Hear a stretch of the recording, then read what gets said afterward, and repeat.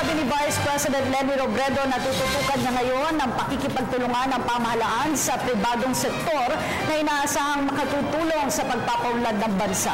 Si Joy Gumatay nagbabalik sa ulat.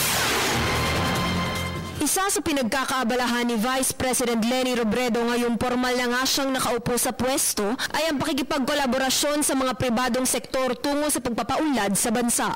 Naniniwala ang bagong Vice Presidente na malaki ang gampani ng naturang grupo sa pagsabuhay ng kanyang mga advokasya tulad ng food security, universal healthcare at people empowerment. Ang lahat ng inisyatibang ito ay tungo sa tunay na paglilingkod sa publiko. Create collaborations and partnerships and synergies that will maximize both the resources of government and of the private sector.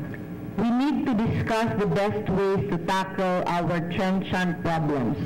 Collaboration is our best resource right now. Hindi naman naging hadlang ang aksyong ito upang patuloy na mapakinggan ni Vice President Robredo ang boses ng sambayanang Pilipino.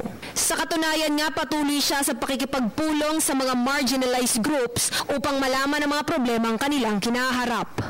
This approach may take much longer, but it works. When the society itself is involved, there is real ownership of the solutions and there is dignity in helping. Muli ring hinikayat ng pangalawang Pangulo ang bawat Pilipinong kalimutan na ang pagkakahiwa-hiwalay na naidulot ng nagdaang eleksyon.